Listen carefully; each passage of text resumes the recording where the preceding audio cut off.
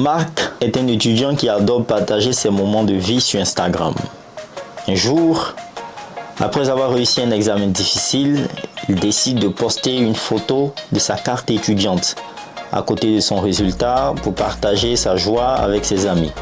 Sans le réaliser, il a exposé non seulement son nom complet, sa photo, mais aussi son numéro d'étudiant. Quelques jours plus tard, il commence à recevoir des emails étranges, certains se faisant passer pour l'administration de son université, certains pour d'autres.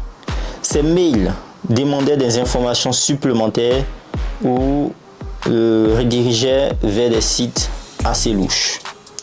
Heureusement, Max s'est rendu compte à temps qu'il s'agissait de tentatives de phishing et a immédiatement supprimé la photo. Bonjour mesdames, mesdemoiselles et messieurs, ou chers internautes.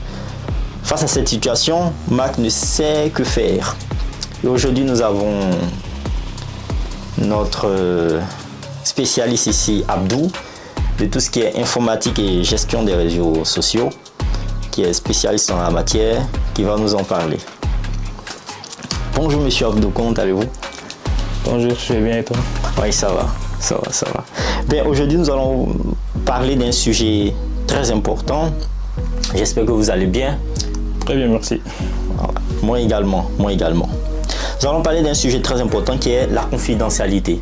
Tout ce qui concerne les réseaux sociaux. Tout ce qui concerne en fait tout ce qui est démarche des réseaux sociaux qu'il faut faire, parce qu'on va sur les réseaux sociaux et parfois on nous dit accepter telle confidentialité, accepter telle chose, mais c'est tellement long que rares sont ceux d'entre nous qui lisent toutes ces choses-là avant de prendre la décision. Aujourd'hui, vous êtes là pour nous éclairer là-dessus. Mais avant de parler de ce sujet, nous allons parler déjà de ce que vous faites dans la vie. Est-ce que vous pouvez nous raconter un peu, tout juste, de manière brève, votre parcours d'étudiant? Vous avez fait quelle licence, dans quelle spécialité, quel master, etc. Bien. Merci pour cette introduction assez compréhensive. Donc c'est vrai que la confidentialité c'est un paramètre crucial dans les réseaux sociaux de nos jours. Et bon, pour faire court, moi je m'appelle Abdou Yaya Sadiakou, le nom complet. Donc j'ai après l'obtention de mon diplôme d'ingénieur au Sénégal en informatique et télécommunication, j'ai voulu ensuite faire un master 2 pour me spécialiser plus en data. Donc la raison pour laquelle je suis aujourd'hui en France j'ai effectué un master à l'université Paris-Saclay. Et donc j'évolue dans le domaine de la data, parce que l'informatique, vous savez, c'est assez large, il y a plein de domaines. Et moi, le domaine qui me passionne le plus, c'est la data. Donc voilà. D'accord. Donc vous, votre domaine, c'est la data. Oui. Mais c'est quoi la data? La data, disons, le domaine n'est pas spécifiquement la data en tant que tel, mais c'est en rapport avec la data plutôt, je dirais. Donc de nos jours, il y a énormément de données qui transitent sur le net, sur Internet. Il y a énormément de données qui transitent sur Internet. Et les entreprises ont besoin de spécialistes pour tirer de la valeur de ces données-là. Donc tout ce processus qui consiste à extraire, à tirer de l'information d'une donnée brute qui n'est pas évident à traiter. Donc tout ce processus-là, que ce soit des modèles d'apprentissage automatique qui permettent à partir de vos données de mettre en valeur vos données en quelque sorte et de pouvoir vous rendre la vie un peu plus facile. C'est tout ce processus, tout ce qui se passe derrière qui englobe un peu les domaines qui tournent autour de la data. Donc si je comprends bien, mes photos que je partage sur Instagram, sur Facebook, sur WhatsApp, ça par exemple, ça fait partie de la data. C'est ça, c'est exactement ça. Ça c'est partie de la data. C'est la plus grande partie toutes les données que vous partagez sur les réseaux sociaux, c'est ce qui forme en gros les données, et c'est ça qui fait la valeur en quelque sorte de certaines entreprises par exemple. C'est ça qui leur permet disons, de se faire de l'argent, en quelque sorte. Ouais. D'accord. Maintenant, le master, il était aussi en data ou c'était quelle spécialité votre master? Le master, c'était un master Big Data, Data Scale, en quelque sorte. Donc, c'était un master où on t'apprend des techniques qui te permettent de tirer de la valeur des données. Donc, tout ce qui est traitement de données parallélisées, parce qu'il y a énormément de données, il faut des moyens pour traiter ces données efficacement et de façon efficiente en fait. Et les techniques et les méthodes qu'on nous apprend dans ce master-là, justement, ça permet de faciliter ce traitement de la donnée. Donc, non seulement vous savez quels outils utiliser pour traiter la donnée, mais aussi vous savez la manière dont vous devez vous y prendre pour bien traiter cette donnée et voilà. Et satisfaire les besoins de l'entreprise. D'accord. Donc ici, on traite des données pour les entreprises.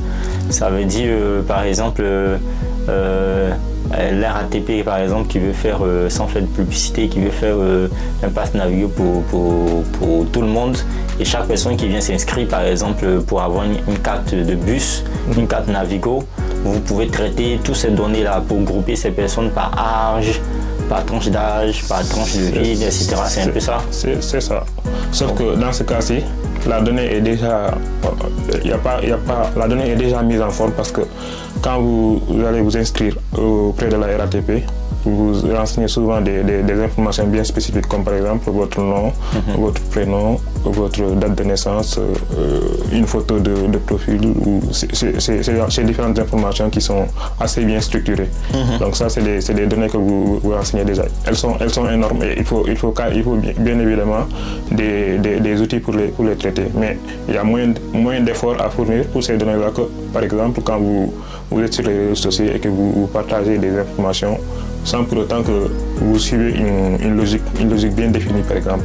Par exemple, aujourd'hui, vous pouvez décider de partager une information textuelle, comme par exemple, vous parlez de vos états d'âme, et demain, vous décidez de partager une vidéo qui parle, par exemple, de l'histoire de la France, par exemple, après-demain, et ainsi de suite. Vous partagez des informations qui ne sont pas du tout structurées, par exemple. Et ça, c'est le plus gros du travail. C'est ce qui nous permet de...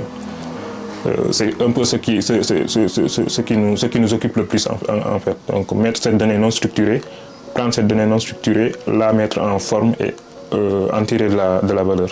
Très bien. C'est un peu ça. Waouh. Donc là maintenant, tout à l'heure, vous avez bien entendu le cas de Marc. C'est pour ça que nous avons fait appel à vous. Voilà, on rappelle encore son cas. Voilà, il était tellement heureux, ce qui est normal, d'obtenir son diplôme. Donc il a mis ses photos et tout. Voilà, sur les réseaux sociaux et sur Instagram particulièrement. Donc là, en fait, il reçoit des messages, il reçoit des emails qui sont assez gênants. Donc, qu'est-ce qu'il fait dans ce cas-là? Alors, la première question ici, c'est déjà, parce qu'ici, on voit qu'il n'a pas lu bien les thèmes de confidentialité. Donc pour vous, comment vous analysez déjà cette situation? Déjà, le fait qu'il ait décidé de publier une photo qui contient ces informations privées, c'était une erreur de sa part. Donc, de nos jours, disons que les gens sont tellement à l'affût que quand vous décidez de divulguer quoi que ce soit, cette information est traité par énormément de gens. Il y en a qui sont mal intentionnés, il y en a qui sont bien intentionnés, qui ont de bonnes intentions, mais la plupart du temps, c'est pas évident bon. Disons que quand vous pliez vos données, vous exposez en fait.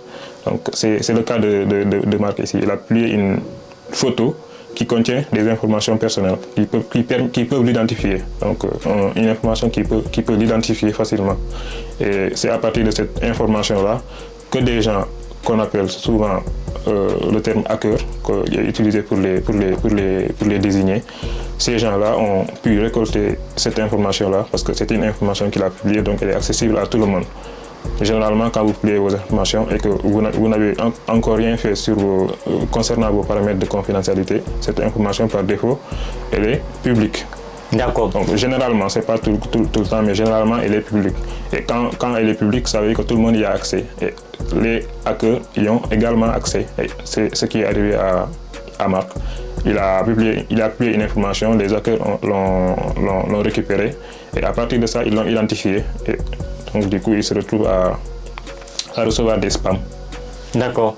Mais comment on fait la différence en fait entre une photo qui est assez confidentielle ou assez sensible avec une photo qui ne l'est pas? Mais avant déjà de poser la question, vous avez fait un peu l'état des lieux sur la situation. Donc, est-ce qu'il y a un espoir pour Marc? Est-ce qu'il peut s'en sortir?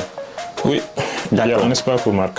Ok, très bien. Même si l'identification a déjà été faite, mais il y a un espoir que, voilà, que ça ne devienne pas plus grave.